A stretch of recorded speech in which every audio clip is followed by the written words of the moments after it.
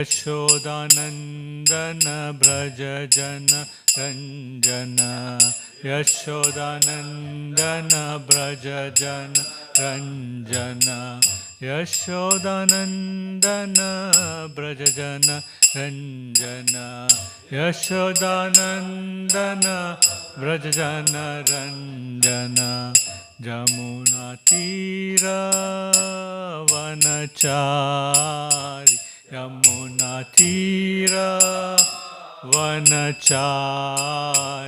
यमुनातीरवनचारि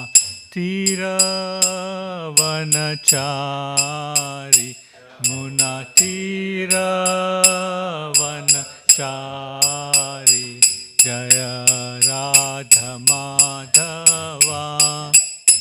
कुंज बिहारी जय राधमाधवा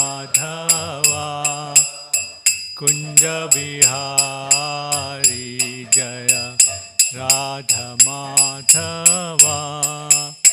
कुंज बिहारी जय राधमाधवा कुंज बिहारी हरे कृष्णा कृष्णा कृष्णा हरे हरे हरे राम राम राम हरे हरे हरे कृष्णा कृष्णा कृष्णा हरे हरे हरे हरे राम राम राम हरे हरे हरे कृष्णा कृष्णा कृष्णा हरे हरे हरे राम राम राम हरे हरे हरे कृष्णा कृष्णा कृष्णा हरे हरे हरे राम राम राम हरे हरे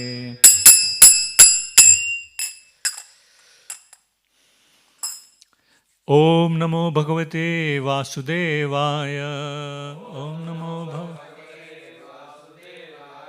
ओम नमो भगवते वासुदेवाय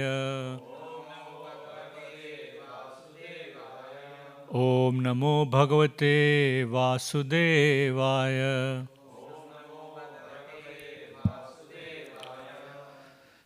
Hare Krishna, thank you for taking your time to attend the evening program today, which where we are going to talk about Bhagavad Gita chapter 7, which is knowledge of the absolute, and verse number 18.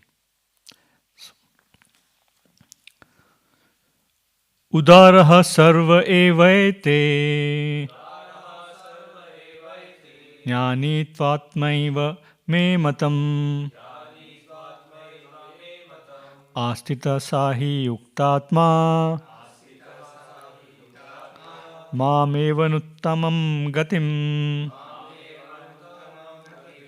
उदारः सर्व एवैते ज्ञानी त्वात्मैव मे मतम्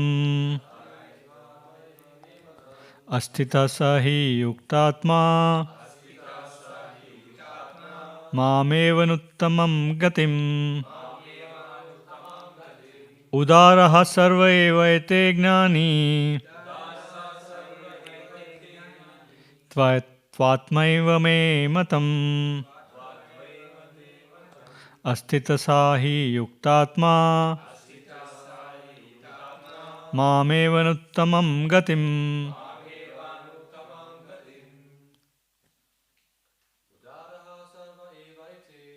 उदारः सर्व एवैते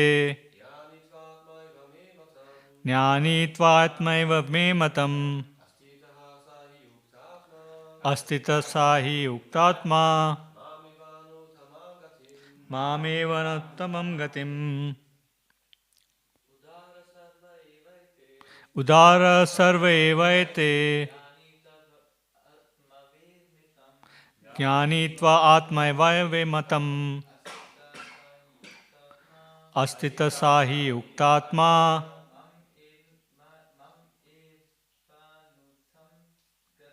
Mamevanuttamam gatim. Udaraha sarva evaite Jnanitvatmaivame matam. Astita sahi uktatma Mam evanuttamam gatim. Mataji?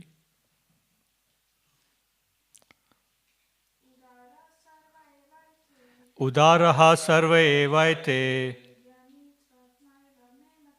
Jnanitvatmaivame matam. Astita sahi uktatma Mamevanuttamam gatim. Udaraha, magnanimous. Sarva, all. Eva, certainly. Ete, these. Jnani, one who is in knowledge. Tu, but. Atma eva, just like myself.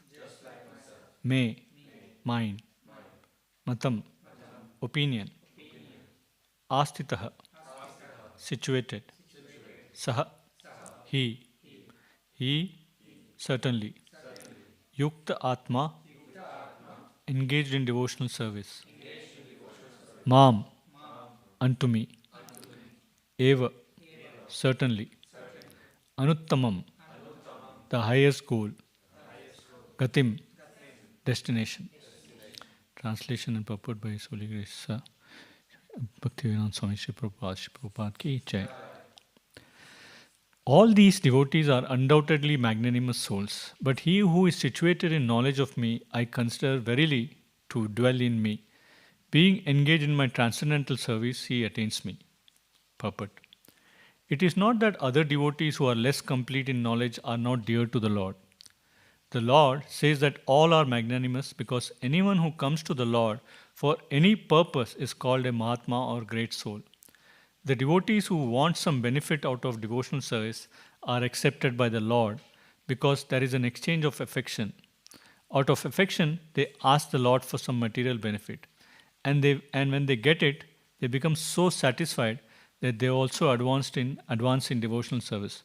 But the devotee in full knowledge is considered to be very dear to the Lord because his only purpose is to serve the Lord, Supreme Lord with love and devotion. Such a devotee cannot live a second without contacting or serving the Supreme Lord. Similarly, the Supreme Lord is very fond of his devotee and cannot be separated from him. In the Srimad-Bhagavatam, Canto 9, Chapter 4, verse 57, the Lord says, Aham bhakta paradino ya asvantatra a ivadvija sat hubir grasta hridayo bhakter bhakta janapriya. The devotees are always in my heart, and I am always in the heart of the devotees. The devotee does not know anything beyond me, and I also cannot forget the devotee. There is a very intimate relationship between me and the pure devotees. Pure devotees in full knowledge are never out of spiritual test, and therefore they are very much dear to me. Om Ajnana-timirandasya Jnana-Jana-Shalakaya Chakshurun-militam yena Tasmai Shri-Guruve Namah Shri Chaitanya-Manobhishtam Sthapitam yena Bhutale Swayam Rupa Kadamayam Tadati Swapadantikam Vandeham Shri-Guru Shri-Yuta-Padakamalam Shri-Gurum Vaishnavascha Shri-Rupam Shagrajatam Sagana Raghunatam Vitam Tam Sajivam Sadvaitam Savadutam Parijana Sahitam Krishna Chaitanya Devam Shri Radha Krishna Pada Sagana Lalita Shri Vishakam Vitamsha He Krishna Karuna Sindhu Dina Bandhu Jagatpate Gopesha Gopika Kanta Radha Kanta Namostute Tapta Kanchana Gaurangi Radhe Vrindavaneshpari Vrishabhanu Sute Devi Pranamami Haripriye Vancha Kalpatarubhyascha Kripa Sindhubheva cha Patitanam Pavanebhyo Vaishnavebhyo Namo Namaha Jai Shri Krishna Chaitanya Prabhu Nityananda Shri Advaita Gadadhar Shri Vasadi Gaura Bhakta Vrinda. Hare Krishna Krishna Krishna Hare Hare Hare Ram Ram Ram Hare Hare.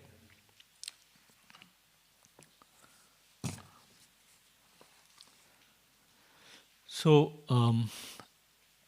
as you have seen in the earlier verses, if you have been following, there are four kinds of devotees that, who basically try to connect to Krishna. So the four peoples are the one who are, what they call as artha. That means one who are in distress. Artha. And then the seeker of veil is the artharthi. So either you are, seeking Krishna because you are in distress, because of some problem that you have, or because you want wealth, that you want to earn a lot of money, so you're then praying to Krishna. In some way you're connecting to Krishna and saying, please give me a lot of wealth. The third type are obviously the inquisitive type, who are curious to know who Krishna is. Who is that person who is basically, within us, as well as who is protecting us, or whatever you can call it.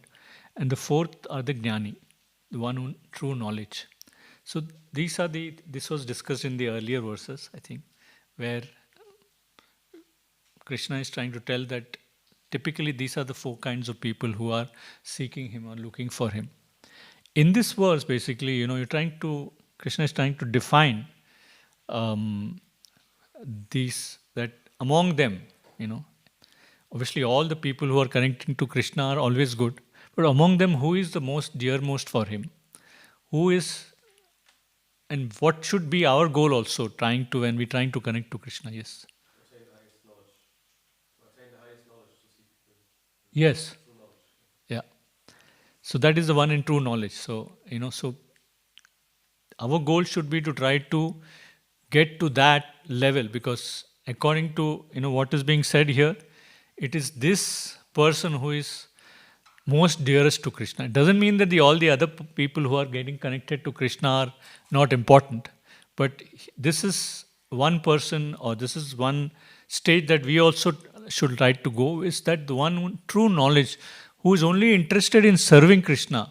He is the most dearest, and who for Krishna, and that is what we are trying to achieve, and that is the gist of this word. And if you look at line by line, if you look at the first line, which is Udara Sarva Evaite, which basically Krishna glorifies all who approach him with sincerity. Every genuine seeker or devotee is called a Mahatma, or a magnanimous soul. Udara means one who is very magnanimous, who has a magnanimous soul. So the Lord's impartiality is shown by honoring all forms of devotion. So the Lord actually is very magnanimous. In a way, the Lord himself is very magnanimous. He takes in all the people who in one way or the other are connected to him. And what one should look at here is that the Lord also in one of the verses says that he is the seed giving, soul to all the people who are there. He is the seed giving father. So ideally speaking, everybody should be connected to him. In spite of that, there are so many people who get connected to demigods for whatever reasons, asking for all material benefits. But ideally speaking, in spite of that, in spite of the fact that he tells that, everybody knows that I am the seed-giving father, not everybody gets connected to me. There are some people who get connected to demigods for whatever reasons, for certain material benefits. But in whatever level, if they get connected to him, they are very dear to him. And as we look further, out of these, then he distinguishes who is the most dearest. Second is that Jnani tu Atmaiva me matam. So the true Jnani, the one who is in true knowledge, is considered by Krishna to be his own self, Atma Eva. That means he is considering this particular devotee or this particular person who is in true knowledge to him to be like his own self. So this basically statement reflects the non-dual intimacy between the Lord and a pure devotee, which is established in transcendental knowledge. So this particular line brings out that aspect. Then, of course, the third line which says, Asita sahi yuktatma mam evanuttat tamam gatim. So, this particular, such a devotee is steadfast. Yuktatma means to be steadfast. I think Mataji would require some translation, if I'm not wrong.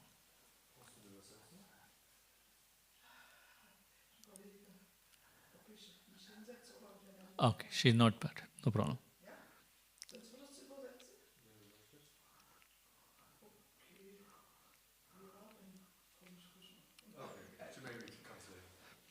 Such a devotee is steadfast. Yuktatma means to be steadfast in devotion.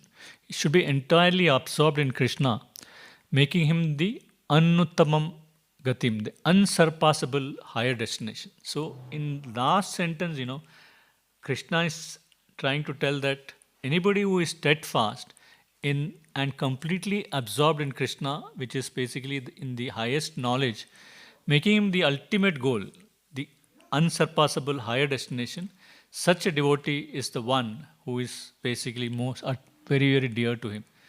This final absorption will lead to Krishna being the sole object of love, knowledge, and the goal of life. So, finally, what we have to see is that whatever we do in our journey, and in spite of all the material distractions that we keep on having, we should be steadfast, which is the most difficult part of it. And our ultimate goal should be our love for Krishna and devotion to Krishna. So that only comes with slowly increasing your knowledge about Krishna, about anything that is around Krishna, by serving Krishna.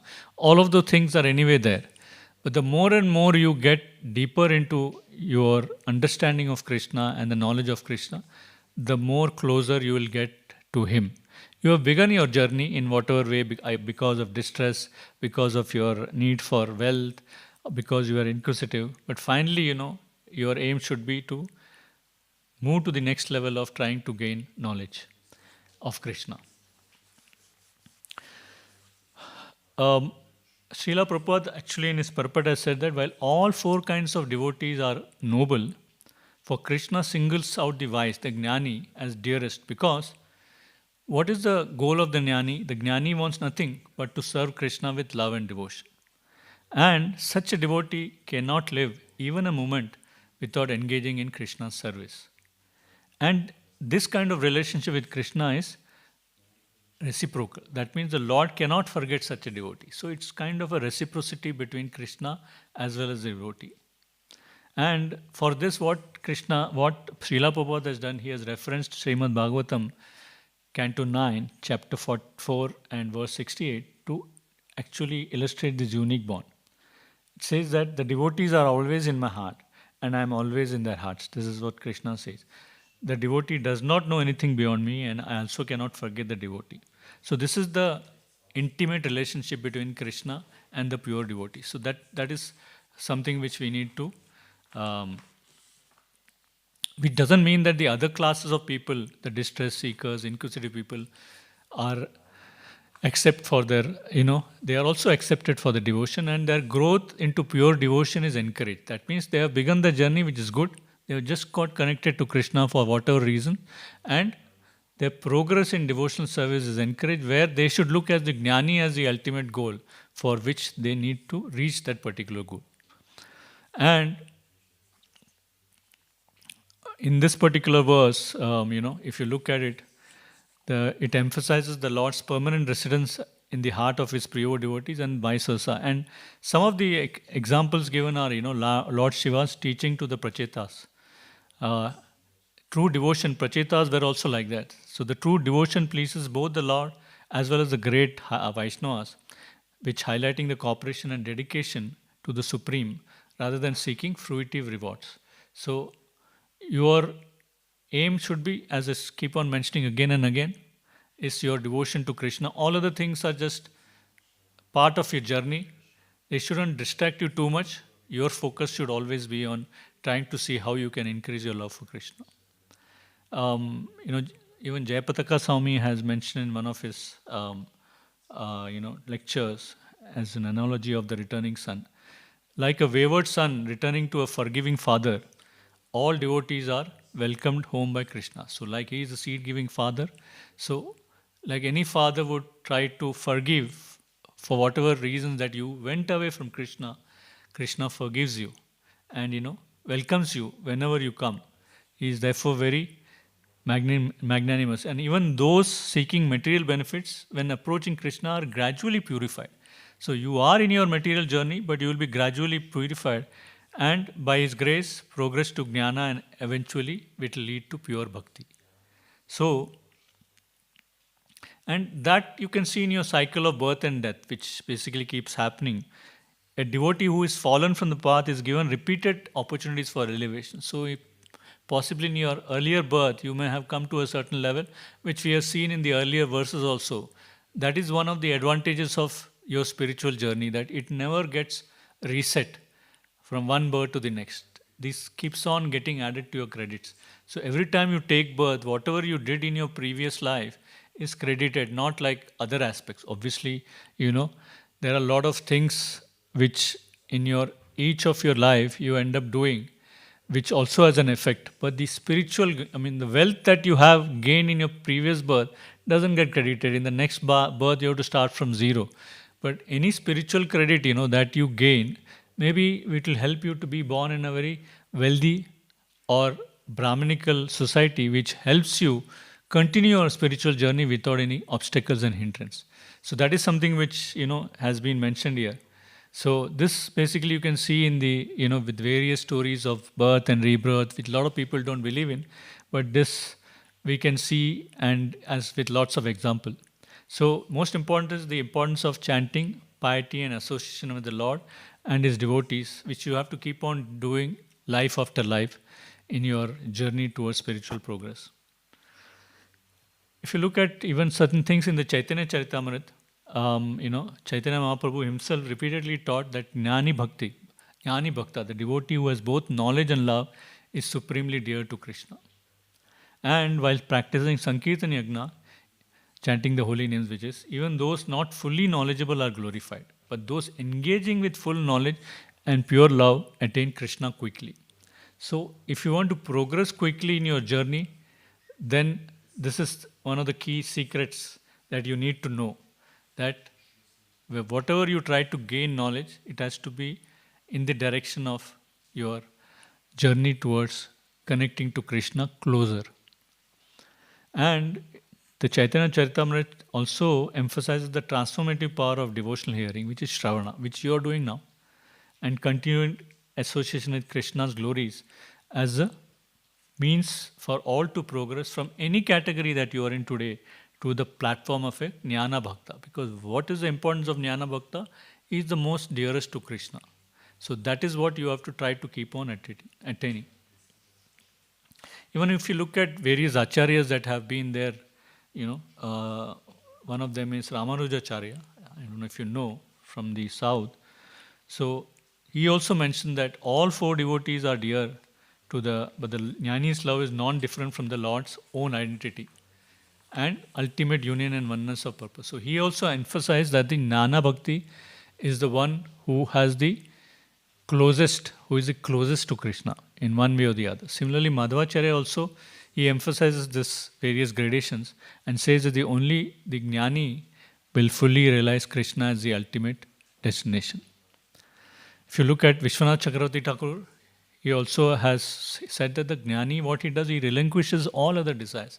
So material desires don't attract him at all, except service to Krishna, and his consciousness is completely tuned towards Krishna. So this is again what you should be looking at.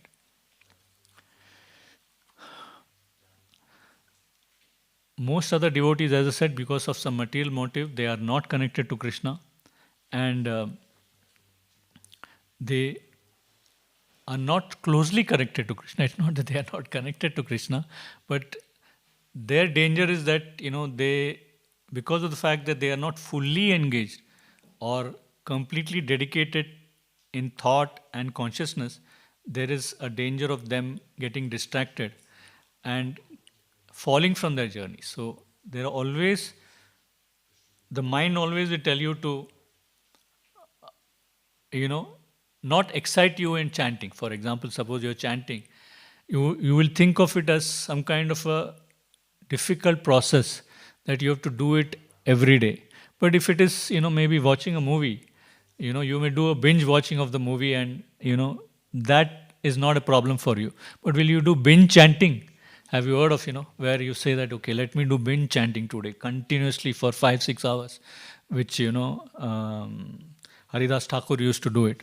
That is the direction you have to go. So if you look at one extreme of this is when you binge watch a movie where you are, how your mind gets attracted to that. Is it possible to actually go into the other extreme and then say, I will only do chanting, Because if you see a lot of people, people when they do service to the Lord, after some time, they say that, no, I have to take a break and go on vacation. But actually serving the Lord is the vacation, Why do you need to go to, it shouldn't be taken as a work.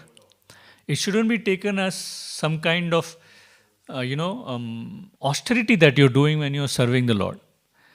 When you serve the Lord, actually you are getting away from all those extremes of happiness and distress, why you came towards Krishna. And this itself should excite you more and more. So your goal, if you look at it from this verse, is to try to see how you can tune your mind slowly and get excited by all the things that you do with Krishna. So chanting being one of them. So that is what, I would say is one of the practical applications for devotees, is that you should strive to progress from being a distress-driven practitioner, seeker of wealth and inquisitiveness, to one whose only focus is loving service to Krishna. How practical it is the biggest challenge. Is it practical for all of us? And I would say that, and that's why, on one hand you have Chaitanya Mahaprabhu, Srila Prabhupada, and all those different acharyas who are in Kali Yuga, who have shown. Chaitanya Mahaprabhu is maybe 500 years old, so we cannot imagine. But Prabhupada was somebody who was just maybe less than 100 years old. He was there. So he's a direct example of how, in spite of being, with all the challenges that were there maybe in 1970, which is about 50 years back, I don't think the challenges have decreased. They have only increased to a greater extent. There were no mobile phones that time, and there were no, how do I say, digital access to things. You had to go and read the books. You have to go and read the scriptures by looking for paper and all that. But today, you have all the opportunity on your hand because of this digital technology, which enables us to listen to any lecture of any Maharaj. Doesn't mean that it has to be ISKCON. It could be a non-ISKCON person. You can listen to them and, try to get convinced. It's not that my lecture is, is something that you need to listen to. Same 7.18, you will see n number of people giving this lecture and giving you a different perspective. And as I said, need not be just anybody from ISKCON. It could be anybody from outside of ISKCON also who gives you a perspective. So in my own, way, when I look at it, when I, face these challenges every day, to how to keep myself focused on Krishna when I get up early in the morning till the time I go to sleep, and all various activities I do, and with all the various distractions I have. It could be addiction to certain things, addiction to a sport, addiction to, certain things related to your senses. How by slowly practicing, conscious chanting of the Hare Krishna mantra. By conscious, I mean that inevitably it happens that we do, if we look at ourselves itself, the way we do chanting, we want to, of course, reach the gold standard. That means you get up early in the morning, when your mind is fresh, you have no distractions from anything external. At that time, if you can close your eyes and chant the Hare Krishna Maha Mantra with real dedication, and as I say, as Prabhupada says, that it should be like a child crying for milk for his mother. That is the kind of earning which should come from your mind to reach out to Krishna. And when you do that, then only your mind will slowly start liking that feeling. Because what happens in meditation when you say that I am doing a particular meditation? I don't know if you have done various forms of meditation. There's something called as transcendental meditation, which is pretty much well known in India, and even some of those Beatles people had come to try to practice that. So in transcendental meditation, what you have to do is you have to just close your mind, and of course they will give you some mantra. It's not like a Hare Krishna mantra, but just one single mantra. And then when you close your eyes, what you need to do is that you will come to a state that if you close your mind, you will suddenly see that you're thinking about 100 things. And when you slowly start looking at those 100 things, slowly they will reduce to, 50, 40, 10, and you will come to a state where you will not be thinking of anything. That one moment, if you reach that moment, you will suddenly feel extremely light, extremely fresh. So this particular, as I said, moment where you are not thinking of anything, which your mind is completely free from any thoughts, will give you that moment of extreme happiness, what you call as happiness. And you are trying to reach that state by engulfing your mind to take away all the thoughts that you're coming to your mind with Hare Krishna Mahamantra. So just imagine that anything and everything that you do, if you close your mind, you're only having the Hare Krishna Mahamantra in your mind. In spite of maybe you had a big fight with somebody, or you suddenly achieved something and you are completely elated. But if you close your mind, all those things don't come to your mind, but only the Hare Krishna Mahamantra comes to your mind. And that is when he says that, that you have to reach this steadfastness towards me, which means that come what may, whatever happens around you, you are only and only get thinking about Krishna. Can you reach that state? And that is what you're trying to practice. When you're doing the Hare Krishna Mahamantra daily with dedication, your mind gets automatically, it is like, I don't know if you must have seen, if you go to the gym, they say that if you want to reduce your tummy, you have to do crunches, So if you keep on doing crunches every day, the more you do the crunches, automatically, your stomach reduces. It is the same way. That the more that you start, and that's why it's told that start at a very young age. Means as soon as it would be fortunate if you are born in a devotees, you have devotee parents who are always, giving you this environment of Hare Krishna Mahamantra, ISKCON, DT worship, all of that. So from childhood itself, the earlier you are into this, the chances are greater. I'm not saying that because there are a lot of young people, even my sons and all, they were initially all enthusiastic and doing, chanting and all. Today they are completely distracted from all of this and doing completely other things. So it is something which I keep on praying that, if you have got an opportunity, you're fortunate. There's so many of you who are coming here, listening to the Bhagavad Gita, and actually have already got into this process. And the more you lead your life, doing your jobs and other things, you will understand, whatever is told in the Bhagavad Gita, how relevant it is for you, and you get more serious about it. Until and unless you are not affected by it in your day-to-day life, you will not be serious about the Bhagavad Gita and chanting. So, and you will see this 4 cases. 9 out of 10 times, it is distress which brings you towards Krishna. 9 out of 10 times in today's world. I'm not saying there are, of course, people who have, because of their spiritual credits from their previous life, they are automatically, they take to Krishna consciousness like a fish to water. But not all of us are fortunate. We are in different stages of our journey. But the very fact that, you have now got connected to Krishna, make the most of it and see how you can progress in your journey. So, some of the sadhana essentials which I mentioned are hearing and chanting Krishna's names and glories, which you are anyway doing.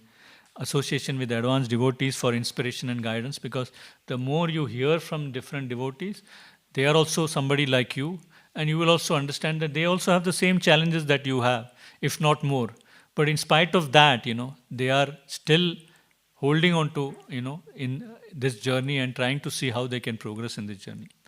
And you have to meditate on Krishna as the supreme goal, which is Anuttamam Gatim, which has been mentioned. And you have to maintain unwavering determination, which is Dridavrat. There may be so many people who try to demotivate you, tell you, you are this or that. Don't get affected by it because, they are obstacles in your journey. You are most fortunate that you are in front of Lord Narsinghdev, who is supposedly, somebody who will always remove all the obstacles in your journey. So please pray to him with a lot of devotion, and he is somebody who will always ensure that, the obstacles are removed in your journey. And the Lord Krishna is always specially pleased when devotees cooperate and render team service, as highlighted in the story of the Prachetas and teaching of Lord Chaitanya on on the Sankirtan. So,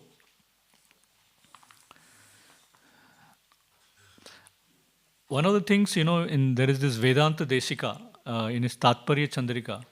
He has talked about Udara, which is mentioned in that magnanimity. So, he says that these people have given me the title as Udara by coming to me and giving me an opportunity to give something to them. So, I give them back the title Udara. So, anybody who gives, one who has received something from Krishna becomes such a rich person that he starts giving to others. He becomes Udara, magnanimous. So if he is getting something from Krishna, he becomes like, Udara, like Dhruv Maharaj. When he started, his goal was completely different. He was affected by what his father had done, and he went for this personal goal. But when he actually came in front of Krishna, when Krishna gave him his, appearance, he completely forgot about all of that. And he says, what he ended up saying that he only wanted to serve him. If he could get to serve Krishna, then he has achieved his goal. He didn't want any wealth. But what Krishna did, he basically made him the king. He gave him all the wealth required. But Dhruv Maharaj was so Udara, he gave everything to charity. So a king like Dhruva is something which we need to have. Today we don't have somebody like that. A king is not supposed to realize taxes from citizen and accumulate this wealth for sense gratification. World monarchy today, if you see, has failed. There's somebody like a king like Dhruv Maharaj existing today. Today's kings are somebody who are only collecting taxes for own sense gratification. This is something which, one needs to avoid. So, there are various examples for this in Srimad-Bhagavatam. Krishna actually said to Durvasa in Srimad-Bhagavatam 9.4.68 and 9.4.63, says, Sadhava hridayam mahyam sadhunam hridayam tva aham. Krishna says, what he said to Durvasa is, Aham bhakta paradino. I am completely controlled by my devotees. I assume that you know the story of Ambarish Maharaj and Durvasa, where he got angry just because Ambarish didn't wait for him to break his fast, which was just with a drop of water. He went to take bath, and by the time he came, he got completely angry with Ambarish Maharaj. But Krishna, and finally what happened, that Krishna sent the Sudarshan Chakra after Durvasa Muni, who himself was highly realized. So what he meant to say here is that Krishna is totally and completely controlled by his devotees. So the more you are going to get closer to Krishna, Krishna is equally going to reciprocate towards you. Similarly, Kapila said to devotees that Satam prasangan mama virya samvido. Only in the association of saintly person does one get to hear my glories and love for me arises.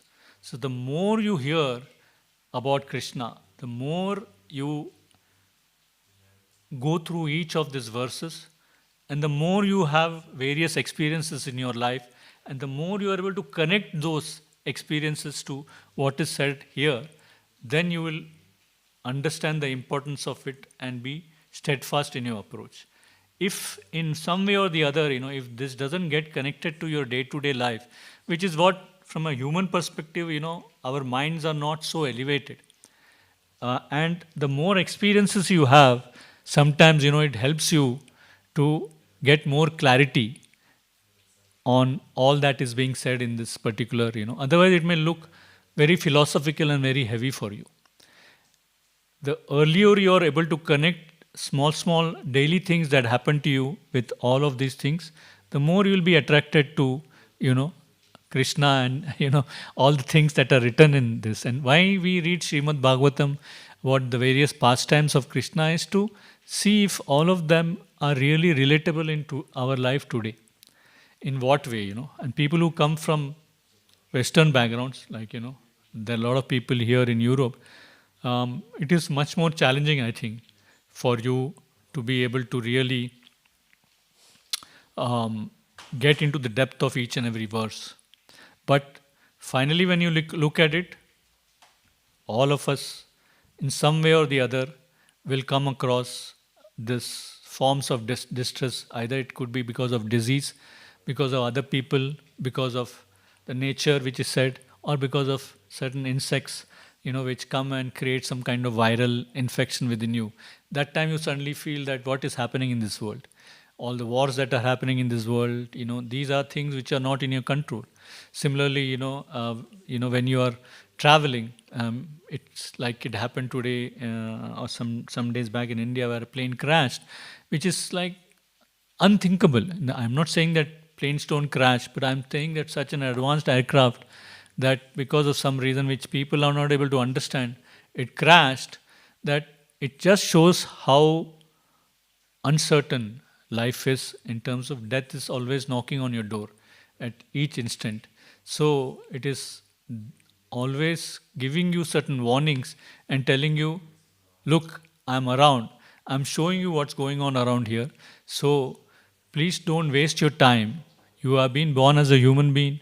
You are one of those few people who have this curiosity to inquire why you are in this world, and therefore you began this journey of getting connected to Krishna, the Bhagavad Gita, because of through ISKCON or whatever you can call it, and now you have this opportunity. So make the most of it. Please be, of course, after your material pursuits for whatever reasons that is important, but try to see how, in spite of all that is there, if you can create a kind of balance in your life to also pursue a material journey, but at the same time try to see how much you can dedicate all of this towards your journey towards Krishna. Also in Srimad-Bhagavatam 1.2.7 mentioned Vasunyasya Prabhavato.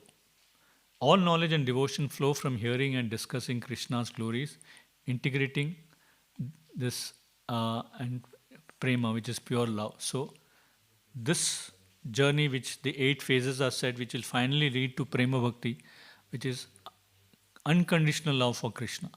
That is the benchmark that you're truly trying to reach. All of you have at least started your journey into connecting to Krishna, and now you are just looking of how, by, of course, doing various deity service, visiting the temples, visiting the holy places, listening to the scriptures, listening to Bhagavad Gita, reading the Srimad-Bhagavatam, you have all started the journey. Now the next phase of your journey is how you can become more serious about it and try to get into the depth of it, so that by doing that you understand the importance of creating a value for this particular activity in your journey currently that you're doing. There is the huge distraction, as I said, of whatever is happening around, the pace at which the world is moving, with so much of information that is being bombarded to you through your mobile phones and all the things that are happening, that is highly likely that you get distracted. And that is something which you need to pray to Krishna to with lot of dedication, so that he enables you to not get distracted by these things. And time and again he brings you back to your ground and grounds you, and makes you realize that all of this that is happening is just an illusion. Whatever happens, don't lose your focus to Krishna, who is your ultimate goal. And that can only come where you keep on persisting with that dridhata, or what you call that steadfastness, and that only can help you going forward in the long run. similar, Chaitanya Charitamrita always says that,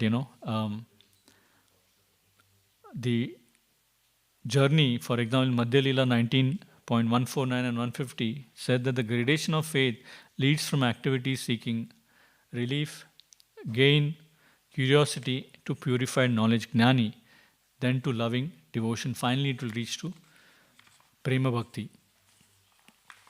So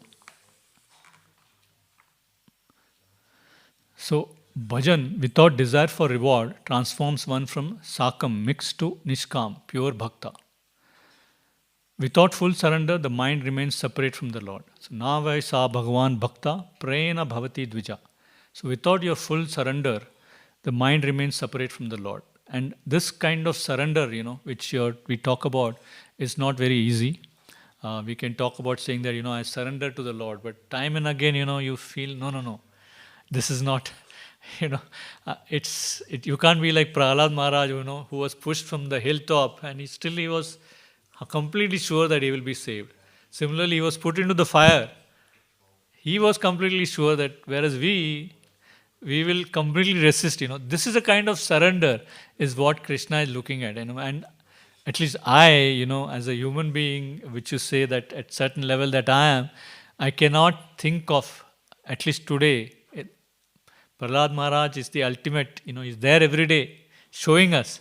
He is the ultimate benchmark for us. If you can just think that I can be 0.1% of what Prahlad Maharaj was, then I think we would have achieved our goal. So I don't want to go into more details, but with this, I would like to end this. Thank you very much for listening to me. Hare Krishna. If you have any questions, please let me know. Yes, Prabhuji.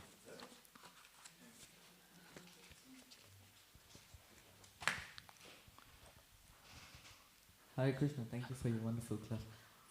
I would like to ask, there is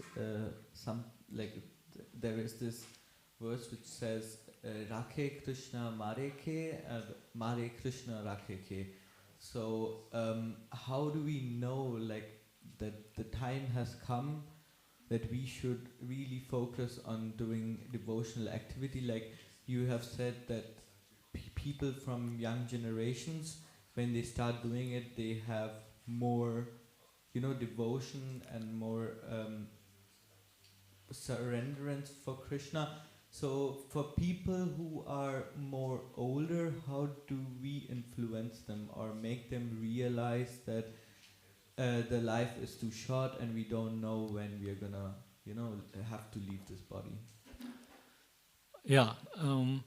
The first, that verse that you saw, of course, is not completely related to this, but that verse is what it means that if Krishna wants, he will protect you.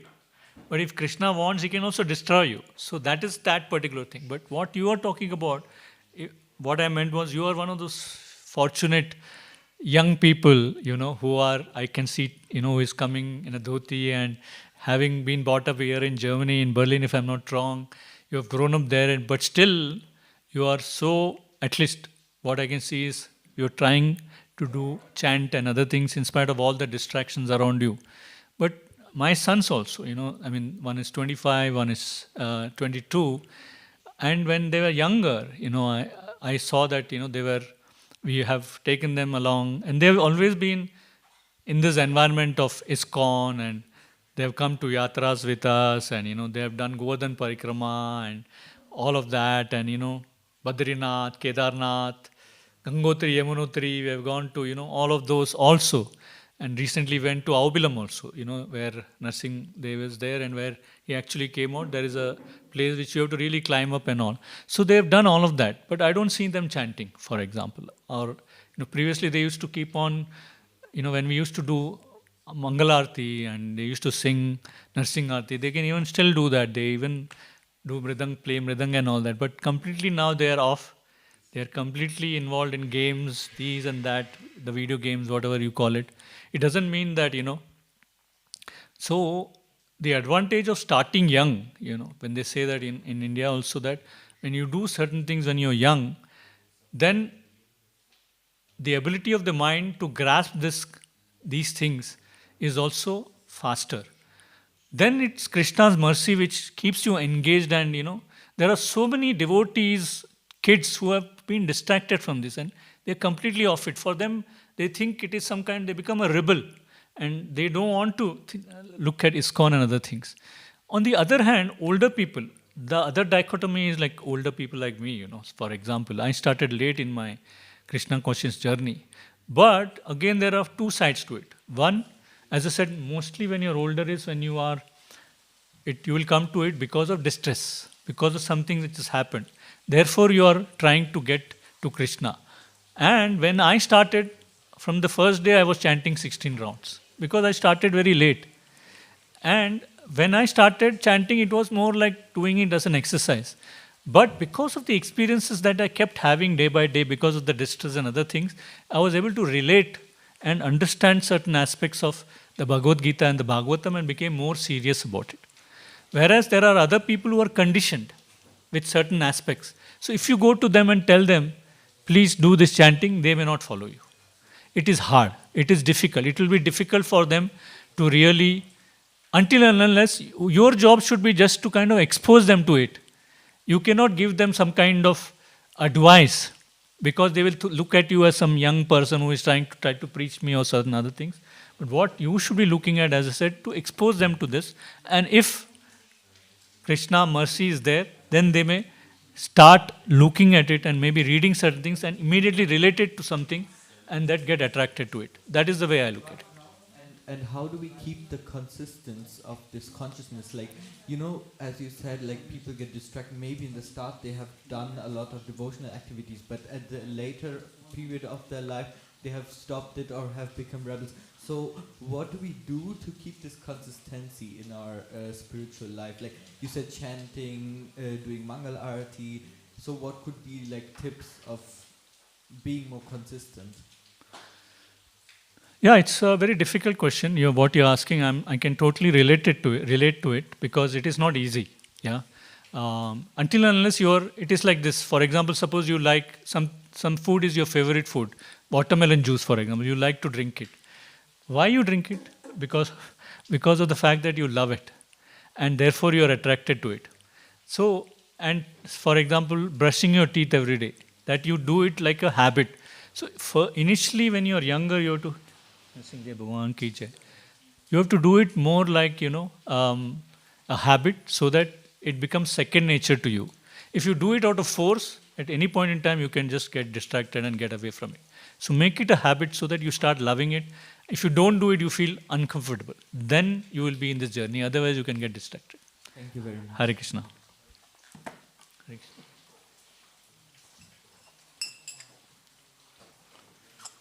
Bhagavad Gita ki jai.